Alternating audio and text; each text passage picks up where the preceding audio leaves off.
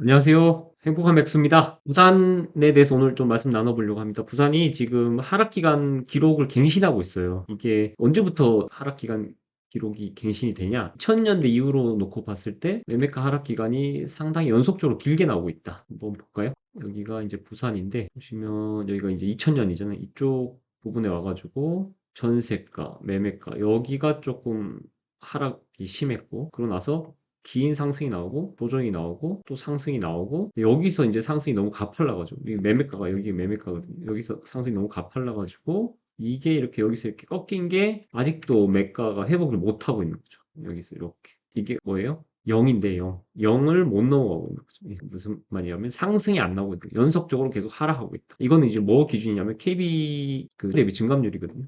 볼게요. 그럼 KB 원 자료를 한번 가져와서 볼게요. 보시기 편하도록 파란색 음량이 들어가도록 만들었어요. 자, 부산시 매매가 기준으로 했을 때 1년, 2년, 좀 있으면 3년 정도 연속으로 하락을 하는 거예요. 3년을 최근에 뭐 연속으로 하락한 적은 없죠. 여기도 뭐 1년 4개월, 여기도 1년, 2년, 2년 정도. 지금 여기는 3칸만 채우면 3년이 KB 시세 기준으로 연속으로 하락을 하는 겁니다. 연차로는 4년 차까지 마이너스가 날 가능성도 전혀 없진 않습니다. 후반기에 좀 오른다 하더라도 이 앞쪽에서 까먹은 만큼 더 올라져야 되니까 그런 상황이 어떻게 될지 뭐 거의 보합 상태로 끝날 수도 있을 거거든요. 연 전체로 놓고 보면. 근데 이런 게 2000년 이후로 있었냐? 이렇게 3년 동안 연속으로 하락하던 시기가 있었냐? 매매가가. 이게 연속으로 하락한 것 같지만 중간중간에 상승과 하락을 거치면서 이렇게 3년 연속 하락한 게 나오지만 이게 언제예요? 2004, 5, 6년. 네, 이렇게. 요 식의 약세를 보였고 그 다음에 2007년부터 부산이 반등을 하죠.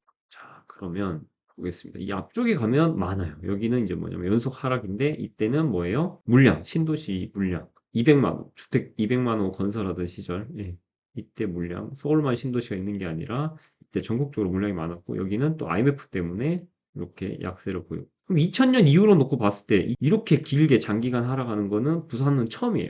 전세가로 한번 볼까요? 전세가는 최근에는 1년, 2년까지 연속 하락하더니 최근에는 좀 방향을 틀었네요. 전세가가 올라가고 있는 그런 모습을 보이네요. 그러니까 2년 연속 하락. 최근에 또 전세가가 2년 넘게 하락했던 시기가 있었네요. 여기 보면 최근에 7년, 18년, 19년 예, 이때가 부산도 약세였고 울산도 약세였죠. 위로 올라가 보면 전세가 연속 하락 기간 자체가 그렇게 자주 나오는 구간은 아닌데 2005년 시기, 예, 요 시기가 쭉 이어지진 않았지만 그래도 연단위 하락률로 보면 또 2년 연속 하락했다. 최근에 여기 구간이 굉장히 심했던 거고 작년에 상승폭이 크지 않아서 이렇게 2년 넘게 연속 하락한 모습도 보이죠. 전세가 이런 모습을 보면 이제 만약에 대구도 비슷한 모습 보입니다. 대구도 뭐 볼까요? 보시면 전세가 연속 하락 기간이 역대 최장 기간 지금 진행되고 있죠. 전세가가 굉장히 심하죠. 위로 올라가도 이런 모습은 없습니다. 전세가가 이렇게 연속적으로 하락하는 모습은 없고 다만 매매가도 이 정도 하락하는 시기가 있지만 2000년 이후에는 없었지만 어떻게 해요? 요 시기 아까 부산과 동일하게 이쪽에 주택 200만 원 건설 시기랑 IMF까지 이 시기가 매가 하락이 심했던 시기죠. 자 그러면 서울과 한번 비교해 볼까요? 서울로 매매가 연속 하락 기간이 1년 정도죠. 23년도에 특례가 나오면서 잠시 풀렸고 24년도에 또 반등이 일어났고 1년 정도 매매가 하락이 나왔고 이때 근데 하락폭은 적진 않았죠. 전세가 보면 더 상황이 좋습니다. 뭐냐면 전세가 연속 하락 기간이 1년으로 딱 끝나고 그 뒤로 뭐죠? 근 2년 가까이 연속 상승이 나오고 있어요. 네. 전세가 연속 상승. 이게 다른 도시와 서울의 차이점인 거죠. 이 정도로 전세가가 회복률이 좋았을 때 아무래도 매가의 회복도 상당히 좋다. 그럼 이거를 가지고 볼 수 있는 도시가 어디냐? 울산입니다. 울산. 네. 울산 한번 볼까요? 울산 같은 경우는 자, 보시면 전세가가 벌써 여기서 아까 있어요. 부산은 여기 아래쪽에 있었잖아요. 여기 음수에 있었는데 울산은 이렇게 뚫고 올라갑니다. 양수로 바뀌었잖아요. 자, 그럼 울산 한번 볼까요? 네. 울산도 이미 전세는 어떻게 해요? 1년 넘게 연속 상승 중이죠. 상승폭도 적지 않습니다. 올해 벌써 1분기에 1.3mm면 올해 한 KB 기준으로 6 정도 기준으로 이 정도 오를 수 있을 것 같습니다. 매가는 근데 아직은 못 올랐습니다. 이렇게 전세가 회복률이 좋은데도 아직 매가가 못 올랐어요. 다만 어떻게 해요? 서울은 아까 다시 보실까요? 서울은 2년 연속, 2년 정도 전세가가 벌써 올라가고 있잖아요. 예. 이러면서 특히 임대료가 많이 오른 지역부터 매매가가 많이 오르는 그런 상황을 볼 수 있습니다. 자, 부산은 이렇게 연속 하락 기간이 길어졌으니까 이제 곧 오를 때가 됐냐. 특히나 조만간 대선도 있을 것이고 그러면 그때 어떤 정책도 나올 것이고 정책 변화가 있다라고 하면 모를까? 현재와 정책이 똑같은 상황이라고 하면 특별히 기대하기는 좀 어려워요. 왜? 울산이라는 도시를 보면 그걸 알 수가 있다는 거지. 우리가 울산을 보면 울산은 이렇게 전세가율도 굉장히 높은 역대 최고 수준의 전세가율로 왔어요. 회복이 됐고 전세가도 오르고 있는데 아직도 매가는 못 오르고 있어요. 전세가가 위에 있고 매가가 아래에 있잖아요. 예, 물량도 없는데.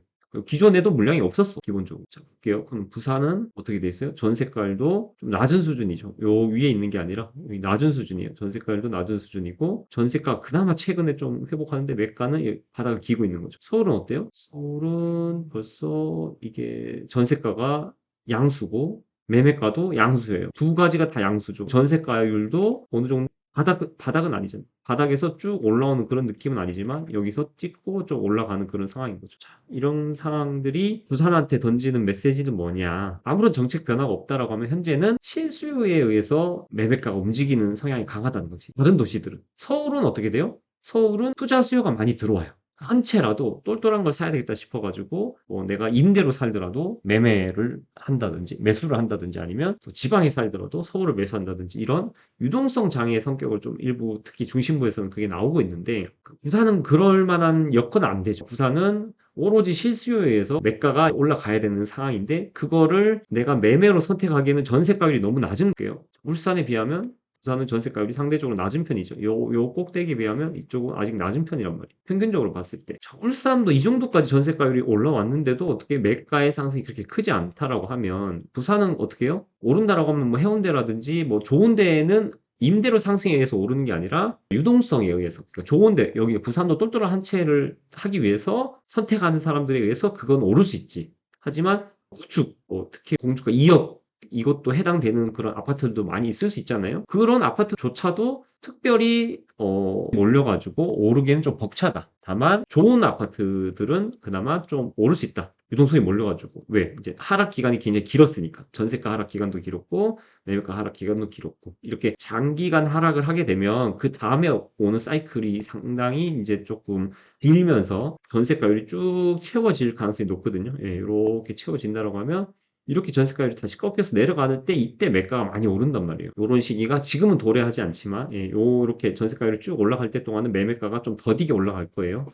울산도 이런 모습을 보이잖아요. 지금 이렇게 전세가율이 올라간다 해가지고 어떻게 해요? 더 올라갈 수는 있겠지만 매가가 바로 많이 올라가요? 그러진 않잖아요. 전세가가 더 오르고 매가는 밑에 있잖아요. 이게 이제 실수요장의 특징인 거예요. 유동성을 그럼 갑자기 이쪽 도시에 몰아 넣어줄 수 있는 그 정책이 뭐가 있을까요? 뭐 다주택자 취득세 중과 해제가 되겠죠. 아니면 뭐 대출이 지방만 더 나오게끔 한다든지 아니면 전체적으로 취득세 중과를 해제해 주는 게 아니라 지방만 아예게 상관없이 지금 2억까지잖아요. 그거랑 상관없이 그걸 해준다든지 예. 취득세 중과를 지방은 아예 전면 해제해 준다든지 이런 상황이 나온다라고 하면 조금 판이 다르게 돌아갈 수 있다. 왜? 아주 장기적인 하락을 거쳤기 때문에. 그렇지만 지금 부산 자체가 매매가, 전세가 2000년 이후에 하락 기간이 갱신하고 있다. 대구도 마찬가지 모습을 보이지만 이렇다 할지라도 어떻게 돼요? 당장 오르긴 힘들다는 거예요. 어떠한 모멘텀이 있어야 된다. 하락 기간은 충분히 쌓여가고 있는데 전세가율이 너무 낮다는 거예요. 자, 실제로 한번 단지를 예를 들어보면 볼게요. 제가 하나 봤는데 연산동 연산자인데 2010년식이네요. 자, 매매가 평균이 5억 4,300이고 전월세가 3억 1,600이잖아요. 자, 그럼 이게 전세가율이 얼마입니까?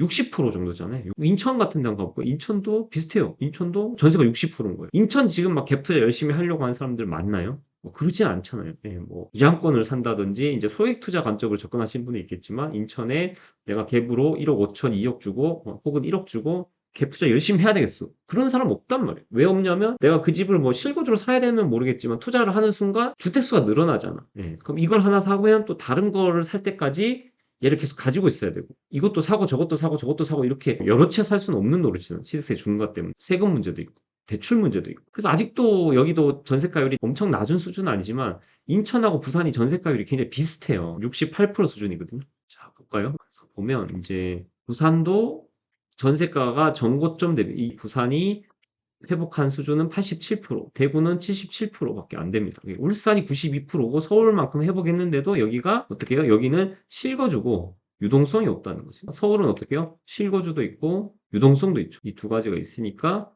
전세가도 많이 회복했고 모든 게 다 받쳐져 가지고 상승이 계속 나오는 상황인 거죠. 뭐 지금 토호제 상황이라 할지라도 토호제 해당 없는 곳도 계속 올해는 뭐 전세가 강세에 의해 가지고 계속 갈 확률이 높다고 보는 거지. 그러니까 부산은 그럼 투자를 하면 안 되냐? 저는 그렇게 서두를 필요는 없다고 보는 거예요. 그러니까 예를 들어서 어떤 정책 변화가 명확하게 나온다. 그러면 그때 움직여도 된다는 거예요. 왜? 지금 실거주장이기 때문에 움직임 자체가 그렇게 빠를 수가 없는 거예요. 내가 그러면 선제적으로 뭐 제일 좋은 동네 뭐 해운대라든지 이런 데를 꼭 사야 되겠다라고 하면 그런 분들을 내가 말리는 건 아닌데, 대구도 마찬가지예요. 대구도 이렇게 전세가 회복률이 낮은데도 수성구도 오르잖아요. 그거는 대구가 아니라 뭐 어떤 작은 도시에서도 마찬가지라는 거지. 뭐 창원도 그렇고 울산도 그렇고 일단 오른다라고 치면 전세가 회복률이랑 상관없어. 거기에서 제일 좋은 거, 그러니까 그 안에서 똘똘한 한 채를 고르는 거는 어느 도시든 다 똑같은 일이 나타나는 현상이라는 거예요. 다만 그 조건이 뭐냐면 전세가 전고점 대비 회복률이 높아야 된다는 거예요. 이게 통계가 광역시밖에 안 나온다.